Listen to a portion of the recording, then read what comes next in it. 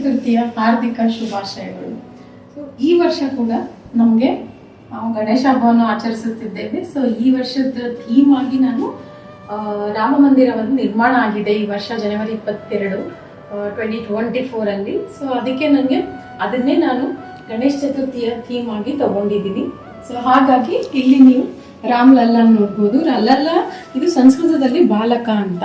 So ಹಾಗಾಗಿ ಪುಟ್ಟ ರಾಮನ್ನ ಇಲ್ಲಿ ತೋರಿಸಿದ್ದೀನಿ, ಕೈಯಲ್ಲಿ ಪ್ರಸಾದ ಹಿಡ್ದಿರೋ ಹಾಗೆ. ಆಮೇಲೆ ಪಕ್ಕದಲ್ಲಿ ಗಣೇಶ, ಅದು ಪುಟ್ಟ ಗಣೇಶನ ತೋರಿಸಿದ್ದೀನಿ.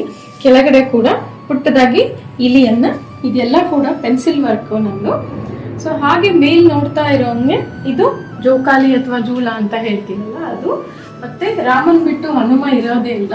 ಸೊ ಹಾಗಾಗಿ ಹನುಮನ್ ದೇವ್ರನ್ನ ಇಲ್ಲಿ ತೋರಿಸಿದ್ದೀನಿ. ಇದು ಕೂಡ ಬಾಲಕನಾಗಿ ತೋರಿಸಿರೋದು. ಆಮೇಲೆ ಯಾವುದೇ ಒಂದು ದೇವಸ್ಥಾನಕ್ಕೆ ಹೋದಾಗ ನಿಮ್ಗೆ ಕಾಣಿಸೋದು ಸಿಂಹ ಮತ್ತು ಆನೆಯ ಮೂರ್ತಿಗಳು. ಸೊ ಸಿಂಹದ ಮೂರ್ತಿ ಅಂತಂದ್ರೆ ನಾವು ಘನತೆಯ ಪ್ರತೀಕ ಅಂತ ಹೇಳ್ತೀವಿ, ಆರ್ ಪ್ರೈಡ್. ಆಮೇಲೆ ಆನೆಯ ಮೂರ್ತಿಗಳು ಯಾಕೆ ಇಟ್ಟಿರ್ತೀವಿ ಮನೆಯಲ್ಲಿ ಮತ್ತೆ ಹೊರಗಡೆ ಅಂದ್ರೆ, ಹಿಂದೂ ಸಂಪ್ರದಾಯದ ಪ್ರಕಾರ ಆನೆಗಳಂದ್ರೆ ಹಣ, ಸಂಪತ್ತು, ಬಲ. ಹಾಗಾಗಿ ನಾವು ಅದನ್ನ ಅದೃಷ್ಟದ ಸಂಕೇತ ಅಂತಾನು ಯೂಸ್ ಮಾಡ್ತೀವಿ. ಮುಂದೆ ನೀವು ವೆಂಕಟರಮಣ ಅಥವಾ ವಿಷ್ಣುವಿನ ಟೆಂಪಲ್ ಅಥವಾ ರಾಮನ್ ಟೆಂಪಲ್ ಹೋದಾಗ ಸೊ ಅಲ್ಲಿ ಕೂಡ ಗರುಡ ದೇವರದು ಕೆತ್ತನೆ ಇರುತ್ತೆ, ಸ್ಕಲ್ಪ್ಚರ್ ಅಂತ ಹೇಳ್ತೀವಿ ನಾವು, ಕಲ್ಲಿನ ಕೆತ್ತನೆ ಅಲ್ಲಿ ಇರುತ್ತೆ. ಮತ್ತೆ ಹನುಮನ್ ದೇವ್ರದ್ದು ಇರುತ್ತೆ. ಈವನ್ ನೀವು ಅಯೋಧ್ಯ ಹೋದ್ರು ಅಲ್ಲಿ ಕೂಡ ಎಡಕ್ಕೆ ಮತ್ತು ಬಲಕ್ಕೆ ಹನುಮಾನು ಮತ್ತೆ ಗರುಡ ದೇವ್ರದ್ದು ಇಬ್ಬರದು ಲೆಫ್ಟ್ ಮತ್ತೆ ಎಡಕ್ಕೆ ಬಲಕ್ಕೆ ಅಲ್ಲಿ ಕೆತ್ತನೆಗಳಿವೆ. ಆಮೇಲೆ ಇಲ್ಲಿ ಒಳಗಡೆ ಬಂದಾಗ ಅಯೋಧ್ಯದಲ್ಲಿ ನೀವು ಸೀತಾ ರಸೋಯಿ ಅಂತ ಇದೆ. ಸೊ ಹಾಗಾಗಿ ನಾನು ಇದಕ್ಕೆ ಸೀತಾ ಕುಟೀರ ಅಥವಾ ಸೀತೆಯ ಅಡುಗೆಯ ಮನೆ ಅಂತ ಹೇಳಿ ಇದನ್ನ ಮಾಡಿರೋದು. ಮತ್ತೆ ಇದ್ರದ್ದು ನಾವು ಯಾವುದೇ ಮನೆಗಳಲ್ಲಿ ನಾವು ನೋಡಿದಾಗ ನಮ್ಮ ಭಾರತೀಯ ಸಂಪ್ರದಾಯದ ಪ್ರಕಾರ ನಾವು ಮನೆಗಳ ಹೊಸ್ತಿಲುಗಳಲ್ಲಿ ರಂಗೋಲಿಗಳನ್ನು ಹಾಕ್ತೀವಿ. ಸೊ ಅದು ನಮಗೆ ಶುಭದ ಸಂಕೇತ ಅಂತ ಹೇಳಿ. ಆಮೇಲೆ ಮುಂದ್ಗಡೆ ತುಳಸಿ ಕಟ್ಟೆ ನೋಡ್ತಾ ಇದ್ದೀರಾ. ತುಳಸಿ ಕಟ್ಟೆ ಕೂಡ ಗೋಲ್ಡನ್ ಅಥವಾ ಬಂಗಾರ ಬಣ್ಣದಿಂದಿದೆ. ಯಾಕಂದ್ರೆ ಈ ವರ್ಷ ನಮಗೆ ಸುವರ್ಣ ಕಾಲ ಅಂತ ಹೇಳ್ತೀವಿ, ಬಿಕಾಸ್ ರಾಮ ಮಂದಿರ ನಿರ್ಮಾಣ ಆಗಿದ್ದಕ್ಕೆ. ಇನ್ನೇನು ನೀವು ರಂಗೋಲಿ ನೋಡ್ತಾ ಇದ್ದೀರಾ, ಅದರಲ್ಲಿ ಚಾತುರ್ಮಾಸ ರಂಗೋಲಿ ಅಂತ ಹೇಳ್ತೀವಿ.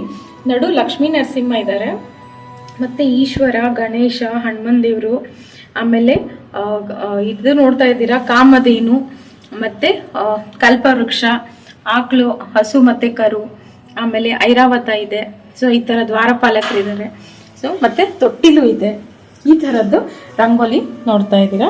ಸೊ ನೆಕ್ಸ್ಟ್ ಇಲ್ಲಿ ಸೀತೆಯ ಕುಟೀರದಲ್ಲಿ ಕೂಡ ಶ್ರೀ ಗಣೇಶಂದು ನಮಗೆ ಇಲ್ಲಿ ಗಣೇಶನ ಪೂಜೆ ಮಾಡ್ತಾ ಇರೋ ಹಂಗೆ ಇದು ಕೂಡ ನಂದು ಪೇಂಟಿಂಗು. ಆಮೇಲೆ ಇದೆಲ್ಲ ನಂದು ಮುಂಚಿನ ಎಲ್ಲ ವರ್ಷಗಳದ್ದು ವರ್ಕಿಂದು ಆಲ್ಬಮ್ಸ್ ಇದೆ. ಇದು ಬಂದಾಗ ನೀವು ನೋಡ್ತಾ ಇರೋಂಗೆ ಇಲ್ಲೇನು ನಿಮ್ಗೆ ರಾಮಂದು ಕಾಣಿಸ್ತಾ ಇದೆ. ಇದು ನಾವು ಅಲಂಕೃತ ರಾಮ ಅಂತ ಹೇಳ್ಬೋದು. ಬಿಕಾಸ್ ಇದು ರಾಮ ಮಂದಿರದಲ್ಲಿ ನೀವು ನೋಡ್ತಾ ಇರೋದು, ಅಲ್ಲಿ ರಾಮ ಮಂದಿರದಲ್ಲಿ ರಾಮ ಲಲ್ಲದು ಸಾಲಿಗ್ರಾಮ ಶಿಲೆಯಲ್ಲಿ ಕೆತ್ತನೆ ಇದೆ. ಸೊ ಹಾಗಾಗಿ ನಾನು ಅದನ್ನು ತೋರ್ಸಕ್ಕೆ ಇಲ್ಲಿ ನಾನು ಚಾರ್ಕೋಲ್ ವರ್ಕ್ ಅನ್ನು ಮಾಡಿದ್ದೇನೆ. ಮತ್ತೆ ಇದೇನು ಕೆಳಗಡೆ ಎಲ್ಲ ವರ್ಕ್ ನೋಡ್ತಾ ಇದ್ದೀರಾ, ಇದು ಕೂಡ ಅಕ್ರಿಲಿಕ್ ವರ್ಕು. ಸೊ ಇದು ರಾಮ್ ಲಲ್ಲನ್ ಮೂರ್ತಿ. ಸೊ ಹಾಗಾಗಿ ಇದನ್ನ ಅಲಂಕಾರ ಆದ್ಮೇಲೆ ರಾಮ್ ಲಲ್ಲಾ ಹೇಗೆ ಕಾಣಿಸ್ತಾರೆ ಅನ್ನೋದಕ್ಕೆ ಇದನ್ನ ಮಾಡಿರುವಂತ ವರ್ಕ್ ಇದು. ಹಾಗಾಗಿ ಈ ವರ್ಷ ರಾಮ ಮಂದಿರ ನಿರ್ಮಾಣ ಇದ್ದಿದ್ದಕ್ಕೆ ಇಲ್ಲಿ ಮೇನ್ ಆಗಿ ಥೀಮ್ ತಗೊಂಡದಕ್ಕೆ ನಾನು ರಾಮ್ ಲಲ್ಲಾನ ಪೇಂಟಿಂಗು ಮತ್ತೆ ಕ್ರಾಫ್ಟ್ ಎಲ್ಲ ತರ ಮಾಡಿದ್ದು. ಮತ್ತೆ ಎಡಗಡೆ ನೋಡ್ತಾ ಇರೋದು ಕೊಲ್ಹಾಪುರ ಮಹಾಲಕ್ಷ್ಮಿದು ಅಲಂಕಾರ, ಮತ್ತೆ ಅದ್ರ ಜೊತೆ ನೀವು ನೋಡ್ತಾ ಇರೋದು ವಿಷ್ಣುವಿನ ಅಲಂಕಾರ. ಆಮೇಲೆ ಹಿಂದ್ಗಡೆ ಕೆತ್ತನೆಯನ್ನು ನೋಡ್ತಾ ಇದ್ದೀರಾ, ಅದು ಅಯೋಧ್ಯ ರಾಮ ಮಂದಿರದಲ್ಲಿ ರಾಮ್ ಲಲ್ಲನ್ ಹಿಂದ್ಗಡೆ ಮಾರ್ಬಲ್ ಅಲ್ಲಿ ಅಮೃತಶಿಲೆ ಅಥವಾ ಮಾರ್ಬಲ್ ಅಂತ ಹೇಳ್ತೀವಿ, ಅದ್ರ ಮೇಲೆ ಕೆತ್ತನೆ ಕೆಲಸಗಳು ತುಂಬಾ ಮಾಡಿದ್ದಾರೆ. ಅದನ್ನ ನಾನು ತೋರ್ಸಕ್ಕೆ ಇಲ್ಲಿ ನಾವು ಥರ್ಮೋಕೋಲ್ ಅನ್ನ ಯೂಸ್ ಮಾಡಿದ್ದೀವಿ. ಸೊ ಹಾಗಾಗಿ ಇಲ್ಲಿ ಥರ್ಮೋಕೋಲ್ ಮೇಲೆ ನಾನು ಕೆತ್ತನೆಯ ಕೆಲಸವನ್ನು ಮಾಡಿದ್ದೆ. ಮತ್ತೆ ಇಲ್ಲಿ ನೋಡ್ತಾ ಇರೋದು ವಾಲ್ಮೀಕಿ ಗುರುಗಳು. ಸೊ ಇದು ಕೂಡ ಪೆನ್ಸಿಲಿಂದ ವರ್ಕ್ ಮಾಡಿದ್ದಿದೆ. ಇದು ನಾನು ಇದರ ಸ್ಟೋರಿ ಹೇಳ್ತೀನಿ. ಫಸ್ಟು ಗಣೇಶನ ನೋಡ್ಬಿಡಿ ಒಂದ್ಸಲ, ಗಣೇಶನ ದರ್ಶನ ಆಗಲಿ. ಇದು ಕೂಡ ಇಡಗುಂಜಿಯ ಗಣೇಶ.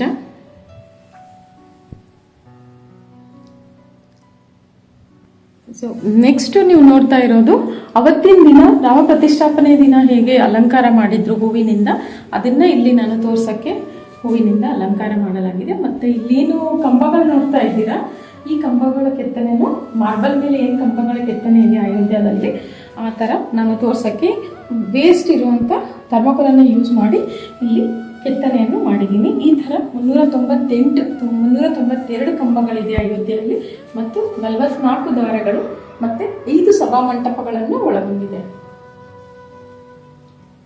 ಆಮೇಲೆ ನಿಮಗೆ ಗೊತ್ತಿರೋ ಪ್ರಕಾರ ನನಗೆ ಫಸ್ಟು ನಿಮಗೆ ಧ್ವಜದ ಮಹತ್ವ ಗೊತ್ತಿರಲಿ ಅಂತ ಹೇಳೋಕ್ಕೆ ಇಷ್ಟಪಡ್ತೀನಿ. ಬಿಕಾಸ್ ನಾವು ಇದನ್ನು ಸ್ಟಾರ್ಟ್ ಮಾಡೋಕ್ಕಿಂತ ಮುಂಚೆ, ಮಾಡೋಕ್ಕಿಂತ ಮುಂಚೆ ನಾವು ಧ್ವಜದ ಬಗ್ಗೆ ತಿಳ್ಕೊಳ್ಳೋಣ. Small information. ಬಿಕಾಸ್ ಯಾವಾಗ ನಾವು ನೋಡಿದ್ರೆ ಇದನ್ನು ಹಚ್ಕೋತೀವಿ, ಬಟ್ ನಮಗೆ ಇದ್ರದ್ದು ಮಹತ್ವ ಗೊತ್ತಿರಲೇಬೇಕು. ಬಿಕಾಸ್ ಇದರಲ್ಲಿ ಏನು 2 ಲೇಯರ್ ನೋಡ್ತಾ ಇದ್ದೀರಾ, ಇದು ಅಗ್ನಿಯ ಪ್ರತೀಕ ಅಥವಾ ಜ್ವಾಲೆಯ ಪ್ರತೀಕ ಅಂತ ಹೇಳ್ತೀವಿ. ಇದು 2 ಲೈನ್ಸು. ಯಾವಾಗ ನೀವು ಅವರು ಯುದ್ಧಕ್ಕೆ ಹೊರಡ್ತಾ ಇದ್ರು ಆ ಟೈಮಲ್ಲಿ ಇದು 2 ಅವರಿಗೆ ಗಾಳಿಯ ರಭಸಕ್ಕೆ ಅದು ಹೇಗೆ ಮೂವ್ ಆಗ್ತಾ ಇತ್ತು, ಆ ಚಲಿಸೋದ್ರಿಂದ ಅವರಿಗೆ ಜ್ವಾಲೆ ಬಂದಂಗೆ ಅನಿಸ್ತಾ ಇತ್ತು. ಹಾಗಾಗಿ ವಿರೋಧಿಗಳಿಗೆ ಅವರು ಮೊದಲೇ ವೀಕ್ ಆಗ್ಬಿಡ್ತಿದ್ರು, ಲೈಕ್ ಆಲ್ರೆಡಿ ಅರ್ಧ ಸೋತಾಗ ಆಗಿರೋದು ಅದು ಜ್ವಾಲೆಯ ರಭಸ ಬಂದಂಗೆ ಅದು. ಮತ್ತು ಇದ್ರ ಇತಿಹಾಸ ಅಂದರೆ ಇದು ಯಾರು ತಯಾರು ಮಾಡಿದ್ದಾರೆ ಅಥವಾ ಯಾರು ಕ್ರಿಯೇಟ್ ಮಾಡಿದ್ದಾರೆ ಅಂತ ಇಲ್ಲ, ಯಾವ ವರ್ಷ ಇದನ್ನ ರಚಿಸಿದ್ದಾರೆ ಅಂತಲೂ ಇಲ್ಲ. ಯಾವಾಗ ನಮಗೆ ಸೃಷ್ಟಿ ಆಯಿತು, ಸೃಷ್ಟಿಯ ಮತ್ತು ಪ್ರಕೃತಿ ಯಾವಾಗಿಂದ ಇದೆಯೋ, ಯಾವಾಗಿಂದ ಸನಾತನ ಧರ್ಮ ಇದೆಯೋ ಈ ಧ್ವಜ ಇದೆ. ಸೊ ಹಾಗಾಗಿ ಮೊದಲಿಂದನೂ ಇತ್ತು, ಈಗಲೂ ಇದೆ, ಮುಂದೂ ಇರುತ್ತೆ. ಇದನ್ನು ನಾವು ಹಿಂದೂ ಧ್ವಜ ಅಂತಲೂ ಹೇಳ್ತೀವಿ, ಕೇಸರಿ ಧ್ವಜ ಅಂತ ಹೇಳ್ತೀವಿ, ಹಿಂದಿಯಲ್ಲಿ ಭಗವಾ ಅಂತಲೂ ಹೇಳ್ತಾರೆ. ಸೊ ಇದ್ರದ್ದು ಏನು ಅಂದರೆ ನಿಮಗೆ ನೋಡೋಕ್ಕೆ ಇದು ಒಂದೇ ಕಲರ್ ಕಾಣಿಸ್ತಾ ಇದೆ, ಕೇಸರಿ ಕಲರು. ಬಟ್ ಇದು ಒಂದೇ ಕಲರ್ ಅಲ್ಲ, ಇದರಲ್ಲಿ 2 ಕಲರನ್ನು ಮಿಶ್ರಿತ ಆಗಿದೆ, 2 ಬಣ್ಣಗಳು ಮಿಶ್ರವಾಗದಂಥ ಒಂದು ಬಣ್ಣ ಇದು. ಸೊ ಹಳದಿ ಮತ್ತು ಕೆಂಪು. ಹಳದಿ ಜ್ಞಾನದ ಪ್ರತೀಕ ಆದರೆ ಕೆಂಪು ವೀರತೆಯ ಪ್ರತೀಕ. ಸೊ 2 ಸೇರಿಬಿಟ್ಟು ಆಗಿರೋದು ಕೇಸರಿ ಬಣ್ಣ, ಇದು ತ್ಯಾಗದ ಪ್ರತೀಕ. ಹಾಗಾಗಿ ನಾವು ಸನ್ಯಾಸಿಗಳು, ಯೋಗಿಗಳು ಇದನ್ನ ಕಾವಿಯನ್ನು ಹೊತ್ಕೊಂಡಿರೋದು ನೋಡ್ತೀವಿ. ಬಿಕಾಸ್ ಅದು ತ್ಯಾಗದ ಪ್ರತೀಕ, ಭಕ್ತಿಯ ಪ್ರತೀಕ ಕೂಡ ಹೌದು.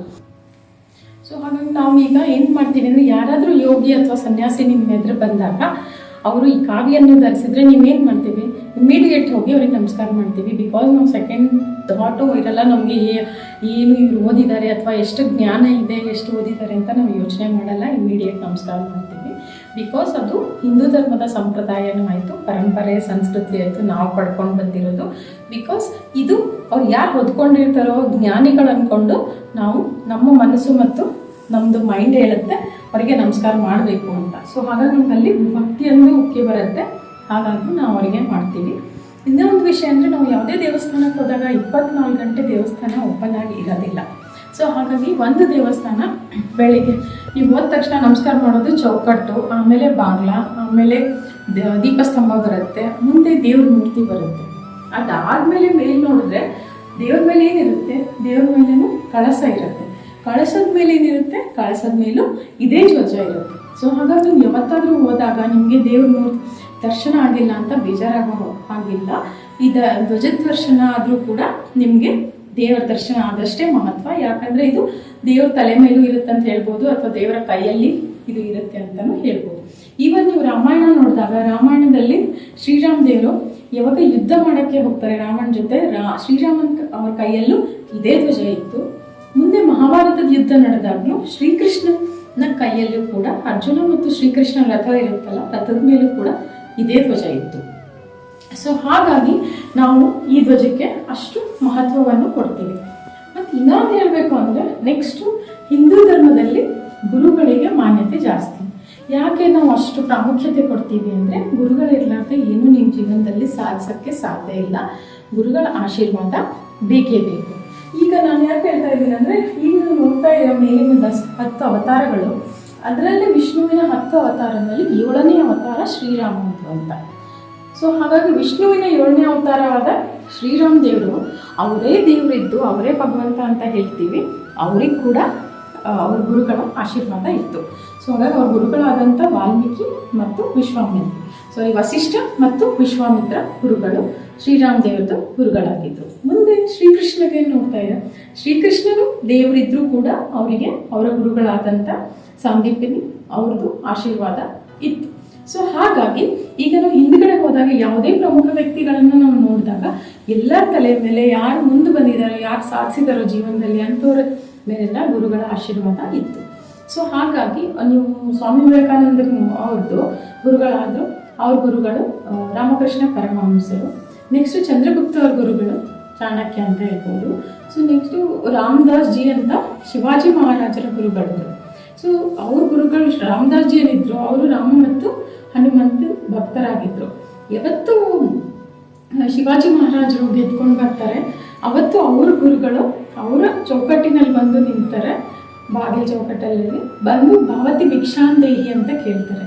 ಕೇಳಿದಾಗ ಶಿವಾಜಿ ಮಹಾರಾಜರು ಯೋಚನೆ ಮಾಡಿದ್ರೆ ಒಂದು ಪೇಪರ್ದು ಕಾಗದವನ್ನು ತಗೊಂಡು ಸ್ಮಾಲ್ ಪೀಸ್ ತಗೊಂಡು ಅದರಲ್ಲಿ ಬರೀತಾರೆ. ಬರೆದು ಅದನ್ನು ಮಡಿಸ್ಬಿಟ್ಟು ಅವ್ರ ಜೋಳಿಗೆಯಲ್ಲಿ ಹಾಕ್ತಾರೆ.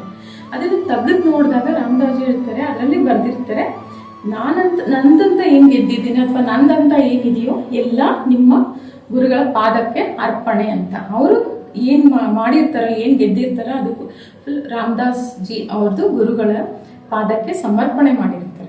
ಸೊ ಹಾಗಾಗಿ ಅದನ್ನು ತೆಗೆದು ಓದ್ಬಿಟ್ಟು ಅವ್ರು ಹೇಳ್ತಾರೆ, ನಾನು ಏನು ಮಾಡಲಿ, ನಾನು ಗೃಹಸ್ಥ ಅಲ್ಲಪ್ಪ, ನಂಗೆ ಬೇಡ ಅಂತ.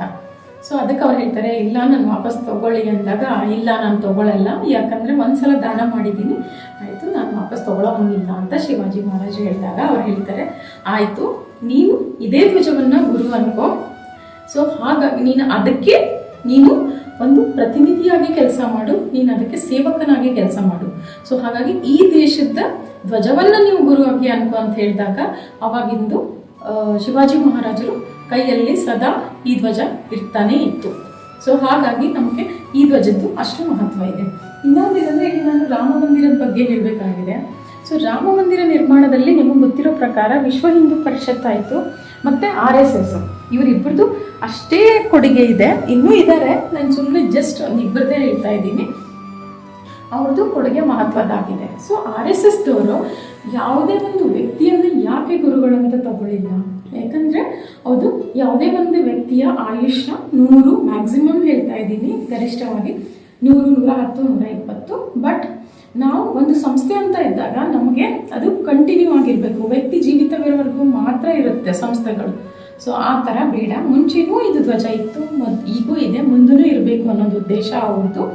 ಸೊ ಹಾಗಾಗಿ ಅವ್ರು ಏನು ಮಾಡಿದ್ರು, ಮತ್ತು ಯಾವುದೇ ವ್ಯಕ್ತಿಯನ್ನು ನೀವು ತಗೊಂಡಾಗ ಗುರು ಅಂತ ಅವ್ರದ್ದು ಯಾವುದೇ ವ್ಯಕ್ತಿ ಪರಿಪೂರ್ಣ ಇರಲ್ಲ. ಎಲ್ಲ ವ್ಯಕ್ತಿಯಲ್ಲೂ ನೆಗೆಟಿವ್ ಪಾಸಿಟಿವ್ ಪಾಯಿಂಟ್ಸ್ ಇದೆ. ಸೊ ಹಾಗಾಗಿ ಅವರು ಇದೇ ಧ್ವಜವನ್ನು ಗುರು ಅಂತ ಹೇಳಿ ಗುರು ಪೂರ್ಣಿಮಾ ಅಥವಾ ವ್ಯಾಸ ಜಯಂತಿ ಅಥವಾ ವ್ಯಾಸ ಪೂರ್ಣಿಮಾ ಅಂತ ಹೇಳ್ತೀವಿ, ಅವತ್ತು ಅವರು ಈ ಧ್ವಜವನ್ನು ಪೂಜೆ ಮಾಡ್ತಾರೆ. ಮತ್ತು ವ್ಯಾಸ ಅವ್ರ ಬಗ್ಗೆ ಮಾತಾಡ್ತಾ ಇದ್ದೀವಿ ಅಂದರೆ ವೇದವ್ಯಾಸ ಗುರುಗಳ ಬಗ್ಗೆ ಮಾತಾಡ್ತಾ ಇದ್ದೀವಿ. ಸೊ ಅವರು ಕೂಡ ನಮಗೆ ದೊಡ್ಡ ಗುರುಗಳು. ಅವ್ರ ಬಗ್ಗೆ ಹೇಳಬೇಕು ಅಂದರೆ ನಮ್ಮ ಮುಂಚಿನ ಸಂಪ್ರದಾಯದ ಪ್ರಕಾರ ನಾವು ಆವಾಗ ಬರೆಯೋ ಪದ್ಧತಿ ಇರಲಿಲ್ಲ. ಆ ಟೈಮಲ್ಲಿ ನಾವು ಶ್ರವಣ ಪದ್ಧತಿ ಅಂದರೆ ಗುರುಗಳು ಹೇಳಿದ್ದನ್ನು ಶ್ರವಣ ಮಾಡಿಕೊಂಡು ಶಿಷ್ಯರು ಆ ಜ್ಞಾನವನ್ನು ತಗೊಳ್ತಾ ಇದ್ರು. ಅವ್ರು ಏನು ಹೇಳ್ತಾ ಇದ್ರು ಅದನ್ನೇ ಕೇಳಿಸ್ಕೊಂಡ್ಬಿಟ್ಟು ಅದನ್ನು ಮನನ ಮಾಡ್ಕೊಳ್ಳೋದು.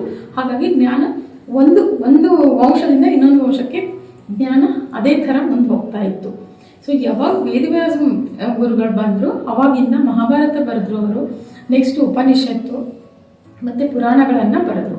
ಸೊ ಹಾಗಾಗಿ ಅವಾಗಿಂದ ಭಾರತದಲ್ಲಿ ಬರೆಯುವಂಥ ಪದ್ಧತಿ ಶುರುವಾಯಿತು ಅಂತ ಹೇಳ್ತಾರೆ. ಬರೆಯುವ ಪದ್ಧತಿ ಏನಿದೆ ವೇದವ್ಯಾಸ ಗುರುಗಳಿಂದ ಶುರುವಾಯಿತು ಅಂತ ಕೂಡ ನಾವು ಹೇಳ್ಬೋದು. ಸೊ ಹೀಗಾಗಿ ಇದು ನೋಡ್ತಾ ಇದ್ದೀರಾ ಮುಂದೇನು ಇಲ್ಲೇನು ನೋಡ್ತಾ ಇದ್ದೀರಾ ಲವ ಮತ್ತು ಕುಶ.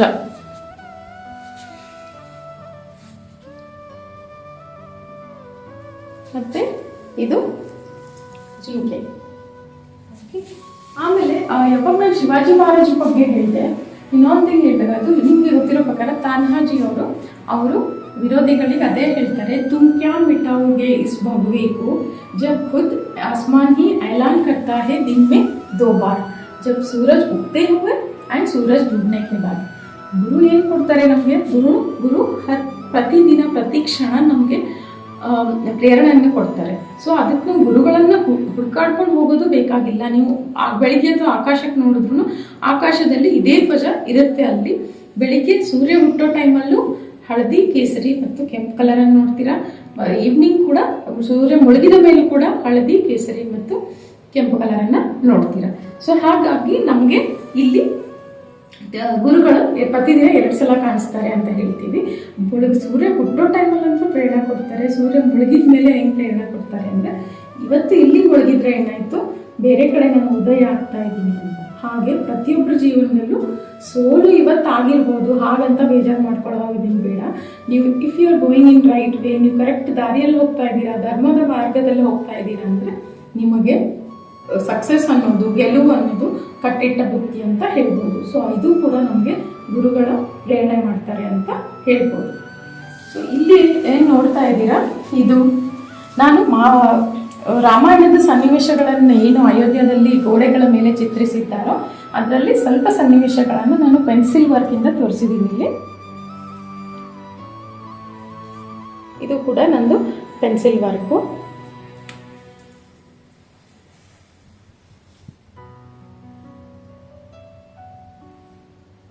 ಮತ್ತು ನೆಕ್ಸ್ಟ್ ಏನು ನೋಡ್ತಾ ಇದ್ದೀರಾ, ನೆಕ್ಸ್ಟ್ ಅಲ್ಲಿ ಕಾಣಿಸ್ತಾ ಇದೆ ನಿಮಗೆ, ಇದು ಲಕ್ಷ್ಮಣ. ಸೊ ರಾಮ ಇದ್ದಲ್ಲಿ ಲಕ್ಷ್ಮಣ ಇರಲೇಬೇಕು.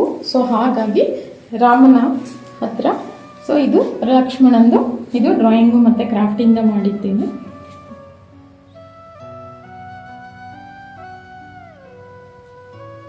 ಆಮೇಲೆ ಪಕ್ಕದಲ್ಲಿ ಹನುಮನ್ ದೇವ್ರದ್ದು ಚಿಕ್ಕದು ಫೋಟೋ ಮಾಡಿದ್ದು, ಇದು ಪೇಂಟಿಂಗ್ ಕೂಡ ಮಾಡಿದ್ದು. ಮುಂದೆ ನೀವು ಇಲ್ಲಿ ನೋಡ್ತಾ ಇರೋ ಹಂಗೆ ಸೂರ್ಯದೇವರು, ಯಾವುದೇ ಒಂದು ರಾಮನ ದೇವಸ್ಥಾನಕ್ಕೆ ಹೋದಾಗ ಸೂರ್ಯದೇವರು ಇರಲೇಬೇಕು. ಬಿಕಾಸ್ ಶ್ರೀರಾಮ್ ದೇವರು ಸೂರ್ಯವಂಶಿ ಅಂತ. ಸೊ ಹಾಗಾಗಿ ಇದು ನಿಮಗೆ ಕಾಣಸಿಗುತ್ತದೆ. ಸೊ ಇಲ್ಲಿ ನಾನು ಮಾಡಿದ್ದೇನೆ. ಮತ್ತೆ ಇಲ್ಲಿ ನೋಡ್ತಾ ಇದ್ದೀರಾ ಹನುಮನ್ ದೇವರು, ಇದು ಕೂಡ ರಾಮ ಇದ್ದಲ್ಲಿ ಹನುಮ ಇರಲೇಬೇಕು. ಸೊ ಅದರಿಂದ ಇಲ್ಲಿ ಹನುಮನ್ ದೇವ್ರದ್ದು ಕೂತಿರೋದು, ಮತ್ತೆ ಇಲ್ಲಿ ಶ್ರೀರಾಮ್ ಅಂತ ಬರ್ದಿರೋದಿದೆ.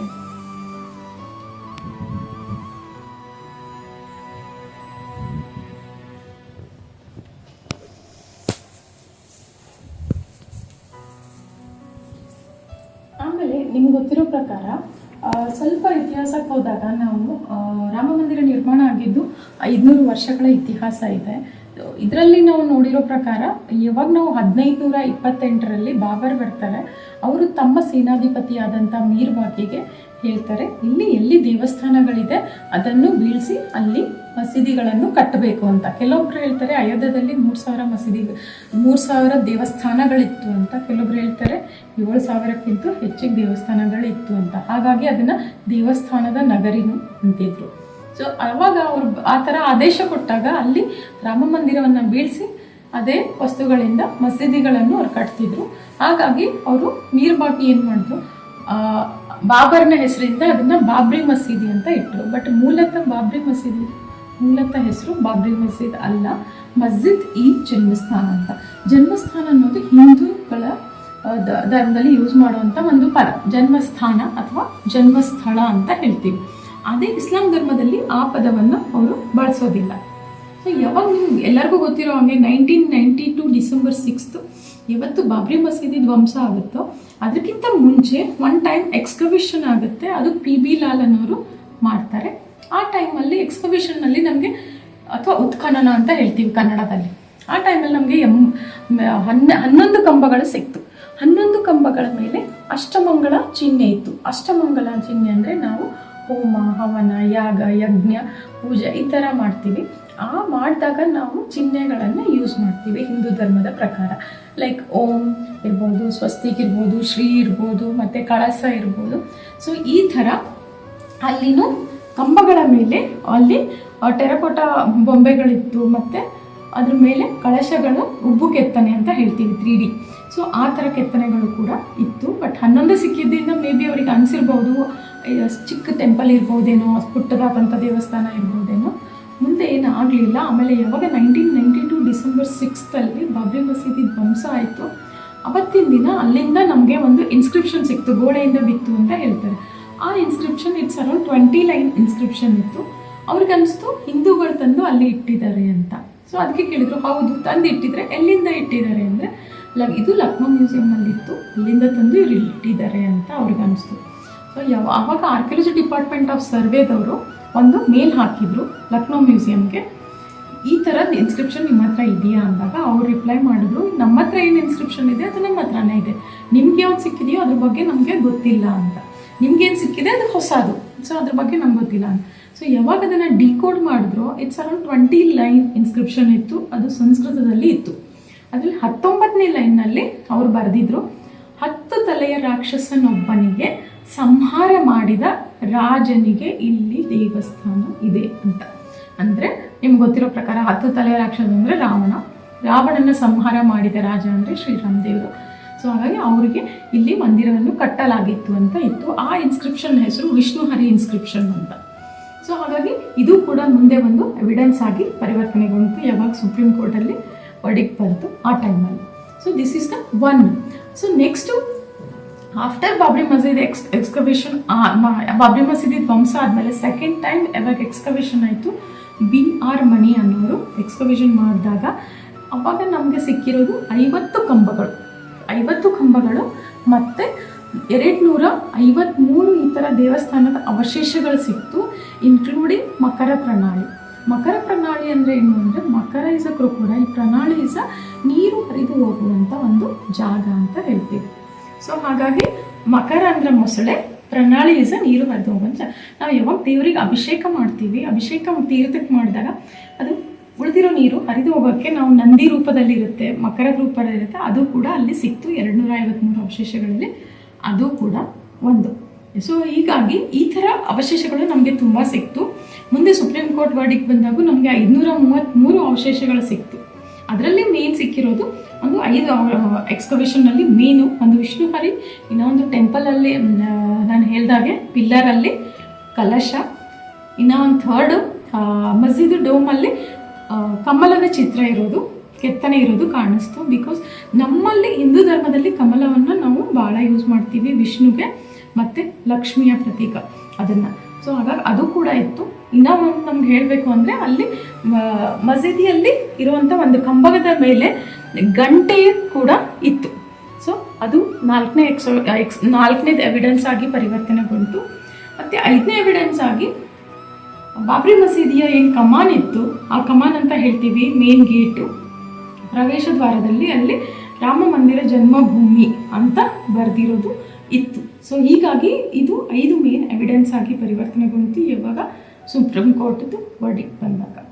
ಸೊ ಹೀಗಾಗಿ ಇದೊಂದಿಷ್ಟು ಮೇನು ಅಟ್ಲೀಸ್ಟ್ ನಿಮ್ಗೆ ಗೊತ್ತಿರಲಿ ಅಂತ. ಆಮೇಲೆ ಇದು ರಾಮಲಲ್ಲಾ ಮೂರ್ತಿ ನಾನು ಮಾಡಿರೋದು ಒಳಗಡೆ, ಇದು ಇದು ಸಾಲಿಗ್ರಾಮ ಶಿಲೆಯಲ್ಲಿ ಇರೋದ್ರಿಂದ ಇದನ್ನು ನಾವು ಕಪ್ಪು ಕಲ್ಲು ಅಥವಾ ಸಾಲಿಗ್ರಾಮ ಶಿಲೆ ಅಂತ ಹೇಳ್ತೀವಿ. 5 ಅಡಿ 1 ಇಂಚ್ ಇದೆ. ರಾಮಲಲ್ಲಾ ಅಂದರೆ ಬಾಲಕ. ಸೊ ಹಾಗಾಗಿ 5 ವರ್ಷದ ರಾಮನ್ನ ಇಲ್ಲಿ ಬಿಡಿಸಲಾಗಿದೆ. ಇದು ಕೆತ್ತನೆ ಕಲ್ಲಿನ ಮೇಲೆ ಕೆತ್ತನೆ ಇರೋದ್ರಿಂದ ನಾನು ಇದನ್ನು ಚಾರ್ಕೋಲ್ ಪೇಂಟ್ ಅಥವಾ ಚಾರ್ಕೋಲ್ ವರ್ಕ್ ಅಂತ ಹೇಳ್ಬೋದು, ಇದನ್ನು ಮಾಡಿದ್ದೀನಿ. ಎಡಕ್ಕೆ ಮತ್ತು ಬಲಕ್ಕೆ ನೀವು ನೋಡ್ತಾ ಇರೋಂಗೆ ಇಲ್ಲಿ 10 ದಶಾವತಾರಗಳು, ವಿಷ್ಣುವಿನ 10 ದಶಾವತಾರ.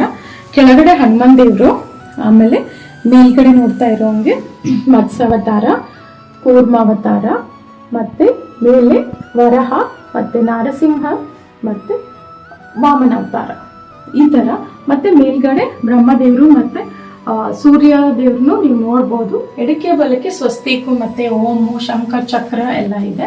ಮುಂದೆ ಅಲ್ಲಿ ಕೆಳಗಡೆ ಬಂದಂಗೆ ನಿಮಗೆ ಪರಶುರಾಮ, ರಾಮ, ಮತ್ತು ಕೆಳಗಡೆ ಕೃಷ್ಣ, ಬುದ್ಧ ಮತ್ತು ಕಲ್ಕಿ ಅವತಾರ. ಸೊ ಇದು ವಿಷ್ಣುವಿನ 10 ಅವತಾರಗಳು ಅಂತ ಹೇಳ್ಬೋದು, ಅಲ್ಲಿ ಕೆತ್ತನೆ ಮಾಡಲಾಗಿದೆ.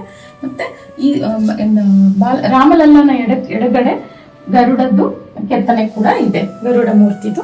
ಮತ್ತು ಕೆಳಗಡೆ ಏನು ನೀವು ಪೆಟಲ್ಸ್ ನೋಡ್ತಾ ಇದ್ದೀರಾ ಅಥವಾ ದಳಗಳು ಅಂತ ಹೇಳ್ತೀವಿ, ಇದು ಕಮಲದ ದಳಗಳು ಅಥವಾ ಸಹಸ್ರ ಪದ್ಮದಳ ಅಂತಾನು ಹೇಳ್ತೀವಿ. ಮತ್ತು ಇನ್ನೂ ಕೆಳಗಡೆ ಆಕ್ಚುಲಿ ಆದಿತ್ಯಾದಿ ನವಗ್ರಹಗಳನ್ನು ಕೂಡ ಕೆತ್ತಿದ್ದಾರೆ.